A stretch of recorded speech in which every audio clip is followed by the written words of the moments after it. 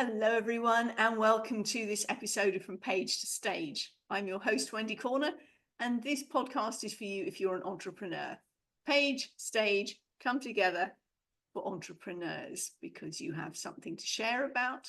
You've got your socials as well as any other form of written work, and you speak on stages, be that in networking meetings, podcasts, or the like. If you don't, podcast. Come on, let's have it. Anyway, today,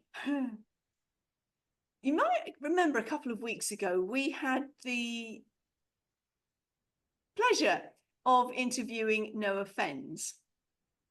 Yes, Noah Fens. And if you've watched it, you're probably going, what was that about? Well, this session is to clarify what that was about, because the eagle-eyed among you will have recognized the character that I'm talking to today as being the alter ego of Noah Fens. Richard Scott. Hello. Welcome. Thank you. Nice to be here. And yes, Noah is my alter ego, or maybe I'm his. I still haven't figured that one out. So we were talking, Noah was talking about his wonderful book, I Am a Fish. Now that's a very important concept book. Would you like to share with us what that's about, please? Absolutely. So there's multiple angles to that book with the most bizarre, strange title and seemingly most bizarre purpose. First of all, as I've been doing a lot of public speaking for years and years and years since I wrote my first book, well, the first solo book was published 16 years ago. So that just gives you a little bit of an idea. I've been doing a lot of speaking at different events and, on different real stages, virtual stages, networking events, different groups, you name it, and on countless podcasts as well. And so one of the things that I come across is some people being too, well, boring's almost the wrong word, and I don't mean that in a horrible way, but they're just sort of not necessarily stimulating. And I've thought what would be really funny would be if I had a character that was almost giving you the opposite results to what you would expect, coming back with strange requests, and to kind of wake people up out of autopilot and prove that, we don't need to take ourselves too seriously. And so Noah was created. And I had a few little jokes and routines, shall we say, for Noah, and it was great. And then we also sort of like looked at the whole book publishing process. So book publishing has evolved a lot since the time that I was actually paid to produce my book. The model has now changed that people pay to produce their books. And then if the book is successful, then you will get a publisher will turn around and go, well, that's successful. That's a little money machine, isn't it? Let's push and promote that and make that happen. And so I've been watching the publishing industry for years, and I thought it would just be really, really funny to combine the two. And by combining the two, what I mean is a bit of Noah's humor tucked in there and a bit of silliness there, but mainly the fact that the Noah Fens I Am a Fish book is a demonstration of what publishing for good can do in a printable, visible, easy to see format. Because without giving too much away, some of the content of the book is actually deliberately designed on a page-by-page basis so that the contents are in different fonts and different sizes, so you can compare and contrast what actually really aligns with what you may want the outputs to be in your book, for example. Right. Okay. Because there are lots of different fonts available, aren't there? And we don't have to go down the Times New Roman that we always did once upon a time. Exactly. Back in the day, gosh, that makes me seem really, really old when I say things like this. It's almost like this sentence where you sort of say, I remember when all this was fields, and people go, it still is. But anyway, when you actually sort of like look at the fonts and things like that available, you didn't necessarily have the choices years ago. You were always expected to put them there. But a lot of those conventions have gone out the window. They just don't need to exist. It's not there to try to make the job of the publisher simpler. it should be that the publisher actually serves your needs and represents the book how you want it to be seen, which Yes. therefore means you might want it to have a particular font. You might want it to have the serif flicks at the end of the words, or you might want it sans without the serif flicks at the ends, where the characters are a lot more even and potentially more readable. And so somebody may say, I want this font to reflect this old school imagery because it's of the content this way, or I want it to be more modern and reflect this thing, or I want it to be more geared for this, or I want it to be a different size. Even things like sizes on websites of fonts, need to be geared based on the audience. Yes. I can't quite remember the exact rule, so apologies for getting this wrong, which I know I'm going to do. But I think they say that you take the average age or the higher age of your audience and divide it by 2 or 3 or something like that in order to work out what size font you should use on your website. Really? Because as people get older, they want to have bigger font because it wants to be easier to read. Yes. So as a result, you're compensating for the age of your audience, so you're not making it difficult for them. Because after all, you want it to be a pleasurable reading experience rather than a more difficult one.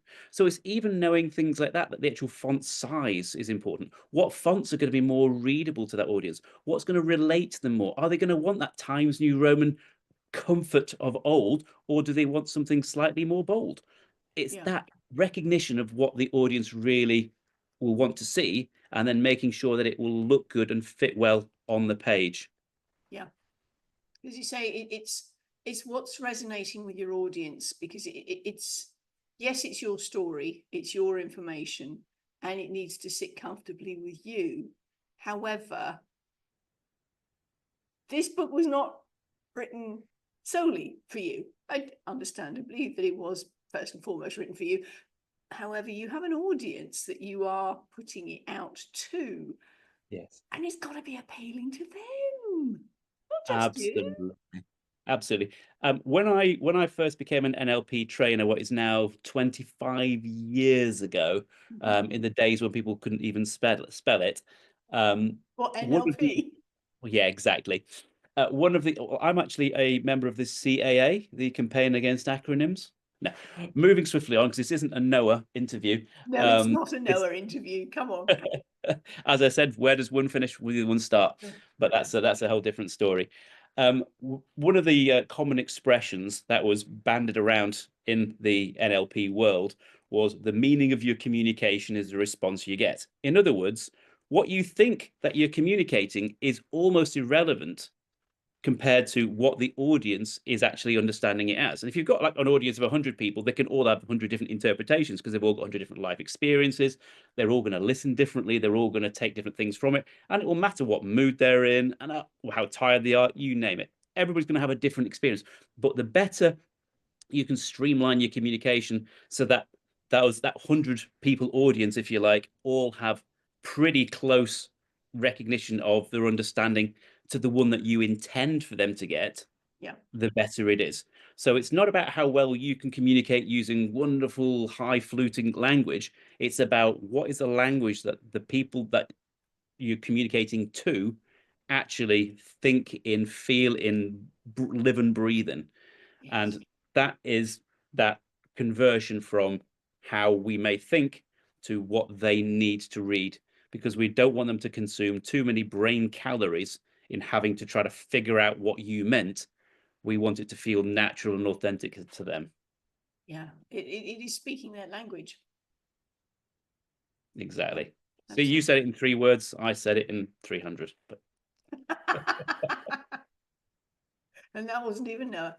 Yeah, exactly. So we've got the idea. I mean, you yourself are an author. You've yes, already been published, and yes, the idea is also to put out some of your extra titles that you have been sitting on the shelf as part of the Publishing for Good. What's the word I'm after? Vault. yes, absolutely. Okay. So within that, there's also going to be second editions of books, because some of these things do need to be updated. If I look at, let's say, my time management book, that I wrote many years ago. 222 and a half tips in effective time management. The book was called I Don't Have Time. And I know exactly why you're laughing, because that is the number one question that I get asked, which I'm sure you can guess exactly what that question would be. What about the half tip? Exactly. So it's amazing how there's 222 tips, but people care about the half tip. Isn't that funny? Right? And I'm not going to make it a spoiler for anybody, because I try to use that as a bit of a guide for people who are going, I'm so curious about the half tip, and maybe it might get a few more book sales. But that sort of that aside, the fact is that things have moved on. Technology's moved on. There are more opportunities to use and leverage other technologies in better ways. Yeah. Back then, one of my tips within the 222, not the half, tips in time management was to turn off the distractions, turn off things like Windows Messenger and Yahoo Messenger. Question for you: who today even uses Windows Messenger or Yahoo Messenger? Yep. So the book itself has actually had a shelf life. So it's now gone through version 1, and it's going to be re-released as version 2. And there are several others that are going to be re-released as second editions, in order that they are brought up to date to match the world we live in today, because that's what we relate to. Yeah, absolutely. Yeah, because otherwise they are kind of historical pieces. Absolutely. It's Absolutely. scary, isn't it, how fast things have happened? Yes. Yes. Okay, so publishing for good. Tell us more about the concept of publishing for good. Absolutely. So publishing for good, there's a lot of people who've got a good book in them. I'm bringing out a Noah joke. Noah sort of will often sort of say, that he was told that he had a good book in him. He went for X-rays and they couldn't find it. But the fact is, we've all got a book in us, or 10 books, or 100 books in us, that we want to express to the world. We believe that the world is going to benefit from those words, whether it's non-fiction or fiction, doesn't matter. We believe that the world should see our creativity, knowledge, and get to really experience that. And there's an awful lot of people in the publishing world that I would consider to be the piranhas, the sharks, that are out there who try to exploit these people.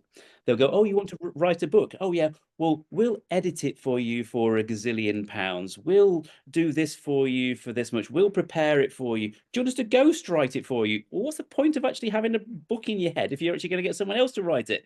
Yeah. So it's like, no, well, actually, you could do that, and you could play it off to somebody else who could then turn it around. But it's working on the partnerships. But the fact is that each one of those things costs a lot of money.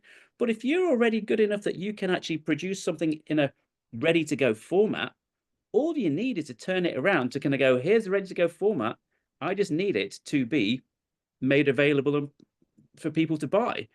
And so that's the really important bit. Afterwards, you've also got people that will spend, I don't know, at present, I've come across people spending 30, 40, 50,000 pounds, so that's more than dollars, just on the marketing to get their book to be successful. And given that the average book sells, I think it's less than 5,000 copies, or is it less than 500 copies? It's 500 copies, that's it. Yes, it's less than 500 copies. 500 copies. At £10 a book, that's still £5,000 that you've actually then would make, minus your costs, which means that actually you'd probably be making more like 500 or even £1,000 if you're scraping it lucky, and you'll have spent months doing it, and you're kind of going, that's not even minimum wage, it's not really cost effective. Was it worth producing the book?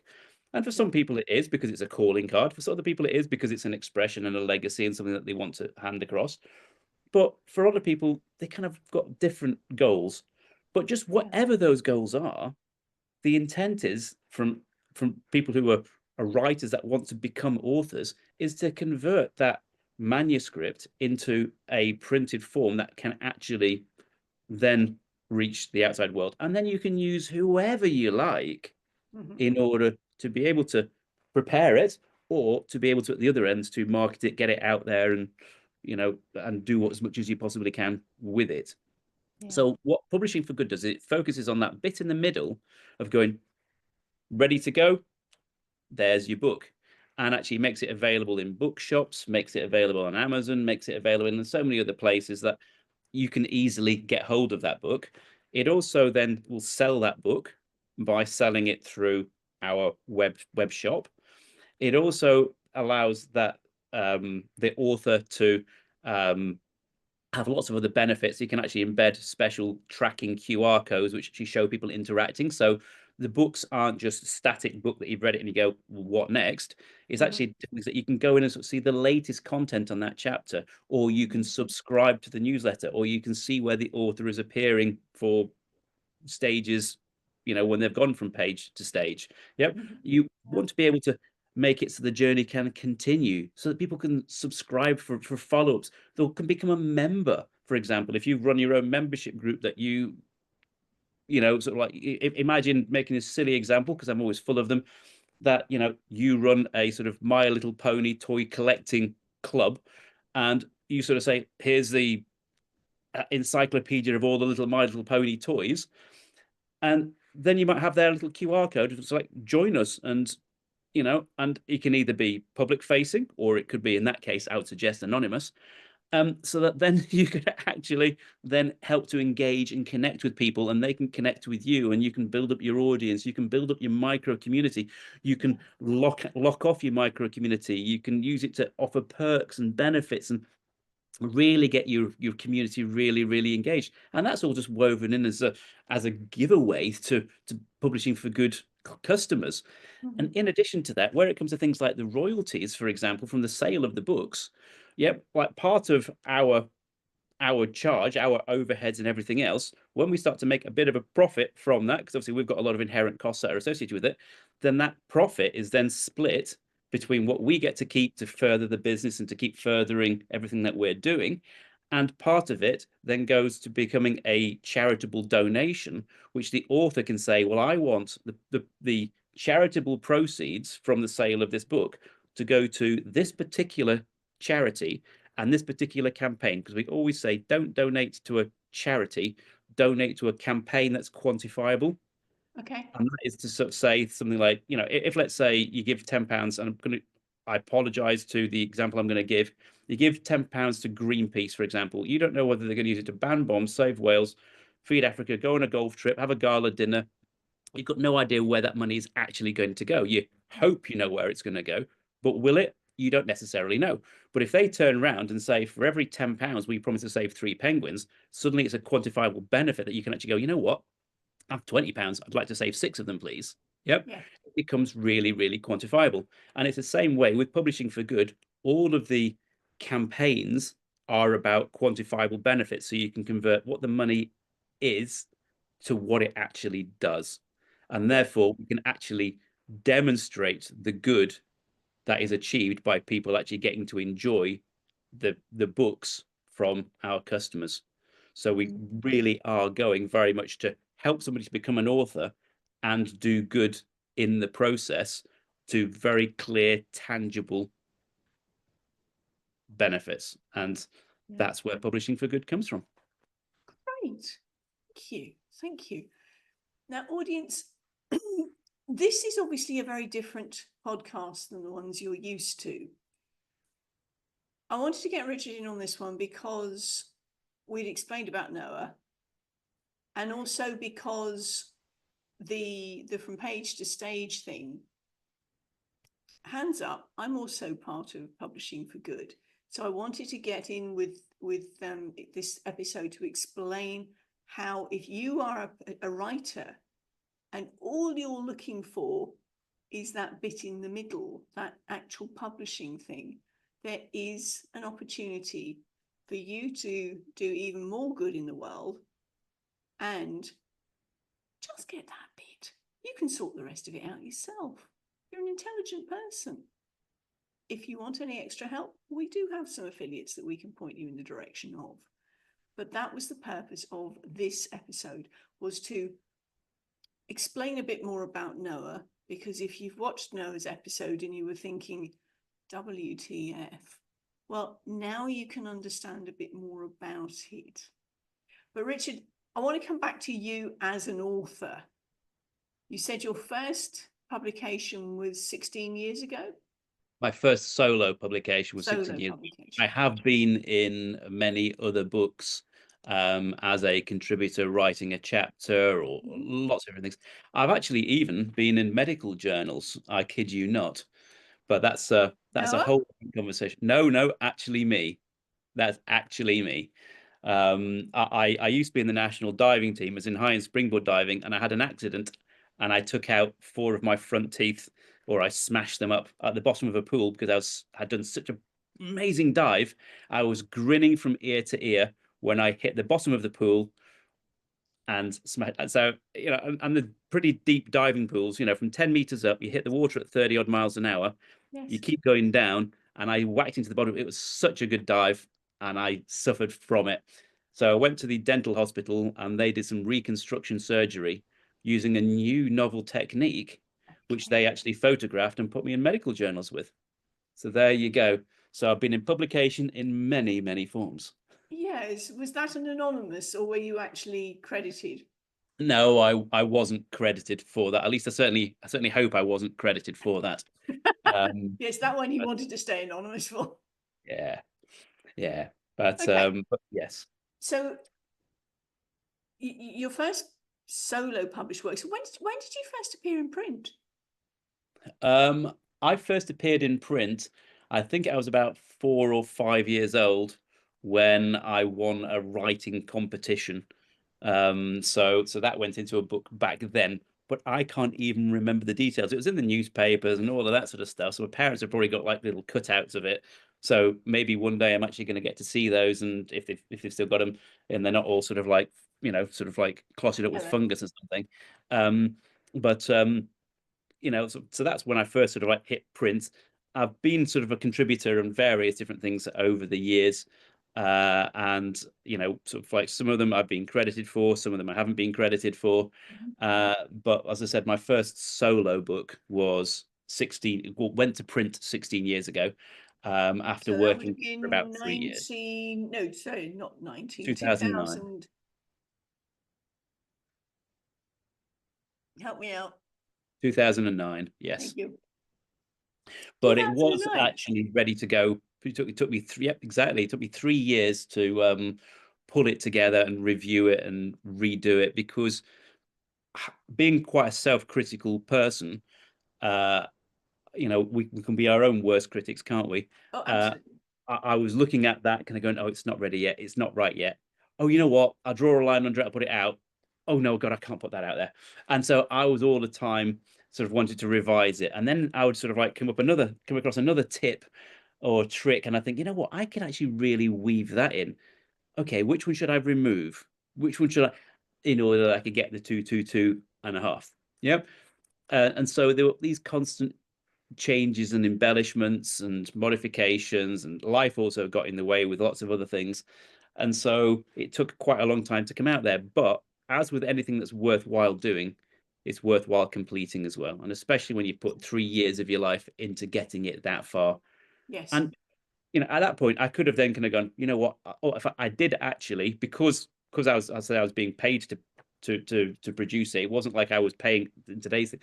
They actually gave me an editor, and Okay. bless their little cotton socks. Yep, they tried, but this editor started making the words their own, not my own, and I didn't feel it was my book. And they took it off meaning, they took off the context, and it didn't work. So I reverted back, actually word for word, back to exactly how I started it off. Right. So sort of the input of the editor, if I'd have paid for that, I would have been absolutely fuming. By today's standards, I'd have been absolutely fuming that I'd have actually paid for something where I had to throw away all of that work. It's not to say Yes. that they didn't do work, they just didn't do the work in the way that I felt it was still my voice. It was still me saying that. And even the tips weren't really necessarily understood. But then I went through, put it back in my own words, at which point I then stopped and I went, okay, why did they not understand my own words? And it came back to exactly that point that I mentioned before. The meaning of my communication was definitely not the understanding that they were getting. Yes.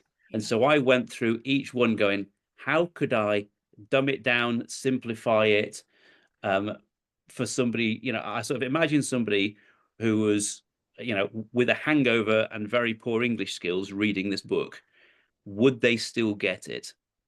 And if they had to, my favorite expressions here, if they had to consume brain calories in having to try to figure out what you meant, then it was wrong. So then I reworded it so it was second nature learning in your face, just could not be misinterpreted without some without using brain calories to get it wrong. Yes, absolutely. I know. Pulling up on that point, we had the book that I curated a couple of years ago now. We had 3,000 word chapter limit, and the first submission from one of the authors came out at 5,000. And I said, let's just go through some of what you've written, because I know this is desperately important to you, that all the little details are in here. This was her explaining origin and whatnot. I said, but let me put it this way. Unless your name is Dorothy, I really don't need to know your shoes are red. Yeah. And she went, oh, yeah. I maybe did go into a bit more detail than I needed, didn't I? Yeah. Yeah. But yes, one of the things I get to authors to do is get everything down written for you, and then literally physically go change seats. Read it through again through the eyes of your reader. That's what you're saying. Does it make sense to them? Absolutely. Yeah. Absolutely. One thing that I'm going to say is very different between books and films. I've got a real pet hate of missing the start of a film, or missing a bit from the middle, or of missing something, because you sort of think, well, was there something there that I've missed which is going to impact my journey and experience in the future, my understanding or my appreciation of things? And with a movie, every second of a well-created movie has a particular purpose. Every second is expensive to produce, and therefore every second has to be right. So if we can trim a film down from 2 hours to 1 hour 40, they're going to go, yep, because you're going to get more of an audience, because it then becomes shorter and more palatable. You're then going to actually have less time associated with it. So less scenes to film, less editing to do, less modifications. So they want to try to get it as compressed as possible. It's not the same with a book. With a book, you can go into a lot more detail if you want to, but you have to remember that the audience is the longer it is, the more times the audience will need to put it down during reading it. And so nowadays they say that if you can get a book that can be read in 2 hours, that's your ideal kind of book to get out there. But some books can't be done in 2 hours. It might take 4 hours to read it. Everybody's a different speed at reading as well. But that aside, like it took me, I think, about 3 months to read the Lord of the Rings book, which I only read because so many people were talking about it. Yep. And the first book, I haven't read it yet. No, the first book I thought was really good. The rest of the books was just like more of the same, and like 27 pages of a fighting scene. I thought, I only wanted to know that they had the fight, so I know what the outcome was and what the journey was. I didn't care about all the rest of the stuff. Yep. It was like, wrap it up. Exactly. And so, but other people were kind of going, oh, I really, really love that. So different people are going to want different things. Yep. Back to your audience again, isn't it? Exactly. And as Noah sort of would say, so like one day I dreamt I was a hobbit. The next day I dreamt I was an elf. Then I realized I was just Tolkien in my sleep. But that really, really, really bad joke aside, the fact is we all want different things from the book. We all want to have a different experience from that book, and you can't please everybody. But what you can do is try to minimize the things that might make people drop off and lose interest in what you're doing. And so a well-constructed manuscript, if you know it flows and it flows really, really well, all you want to do is get it out there. Yeah. And it's better to have something out there than go, yeah, I've got a great book, but I've not done it yet. Yeah. So definitely it's something which, no time like the present, why not get it done? Yes. And it is a pleasure as well to be working on it with you, because of all of your years of expertise, because of your passion for the written word, passion for getting it right. and also preparing people for the stage and preparing people for how they can actually take that next step once they've got that glorified calling card, once they've got that work of that masterpiece of fiction or of non-fiction knowledge, to actually then going to go, that's not the end of the journey. The journey doesn't stop there. But that's a huge important bit in the journey that people tend to get oversold on by being sold all this other stuff before and all this other stuff after. And there's a lot of fear in the industry.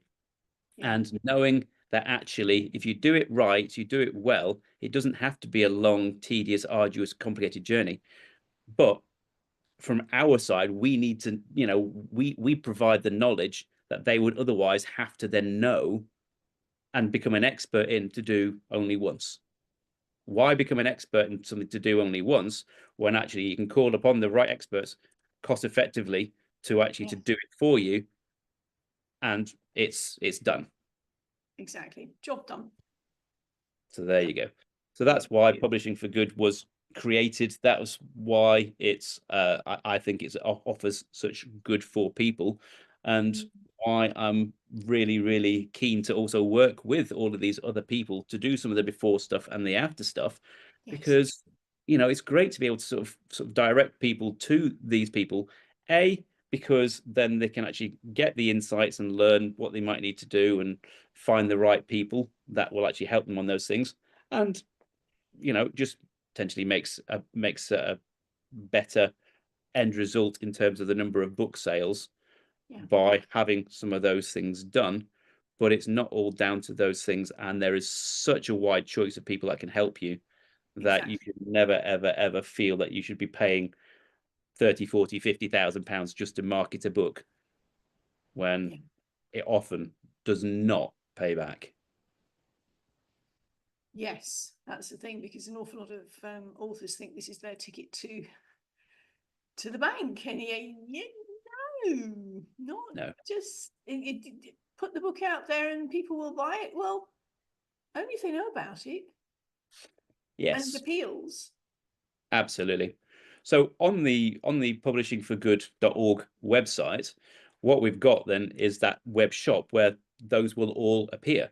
And because of enhancing the actual search engine listings and using a lot of other technology and other services that are available to us, we can help to push out those books with, in essence, some free marketing, with some as in integrated marketing, to help to actually to get more people to know that that book exists, because they're more likely to accidentally trip over it in seeing other things as well. So the more clients we actually have, the more manuscripts that we convert, the bigger our library is of books that are available to be sold, the more great causes that we actually get to support, the more opportunities, the doors we get to open. For me, it's only a win-win, and that's one of the reasons why I'm very passionate about it, as well as it fits in with all of the other social enterprise initiatives within Aurora in terms of the good that each different company, each different initiative actually does. Yeah, lovely. Thank you. So we're looking then, I mean, as you said, Richard, you've got your own books about to come out, dripping through the Publishing for Good, either as new material or updated material. Yeah. We've seen Noah in action. Sorry. Does Richard get an outing as an author? Oh, absolutely. I am under the impression that Noah only plans to put out this one book for now. There have been calls from a few people for a sequel, but I think they probably because they've not read the first one. But just wondering what it could possibly come out as the title. Exactly. And I think Noah probably will actually at some point have a campaign online to say, should he do a second book? What should it be called? If only just for the amusement of the engagement that can actually trigger. But no, I will be putting out various different books. So, for example, I'm going to be doing a second edition of the time management book, I Don't Have Time. still with 222.5 updated tips for time management and Updated tips. effectiveness. Absolutely. Then we've also got How to Read Minds, which is a book on body language and non-verbal communication. We've got a range of other books. One's called Pattern Interrupts, which is going to be interesting reading for anybody who knows about what pattern interrupts are. And very quickly, for people that don't know what a pattern interrupt is, a pattern interrupt is something that throws your train of thought, that throws your thinking, that wakes you up out of autopilot, that makes you stop and think. So that could be a joke where you think it's going in one direction and suddenly it goes in a completely different direction. Yes. It could be a bit of artwork which makes you stop and think and go, I really like that. And it makes you think, why do I like that? What is it about it that actually really took my eye and captivates me? You could look at other pieces of work, other pieces of artwork and go, yeah, and yep. If you've ever walked around the Louvre in Paris, you walk around and it's masterpiece after masterpiece after masterpiece. And people look, what hasn't gone? Yep, next, yep, tick, I've seen that, next. And they're even in autopilot surrounded by masterpieces. We can't help but go into autopilot.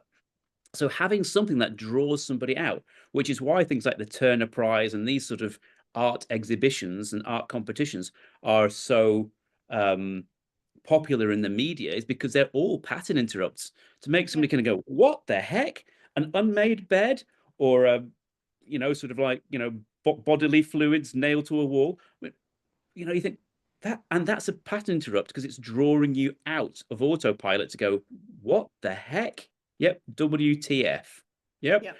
And so there's a book on pattern interrupts, and within that there's like hundreds of examples of pattern interrupts, which by the end of the book, all you actually want to do is use and create your own pattern interrupts, because everything to you is then seen as a pattern interrupt. You can, I can do this and I can do that.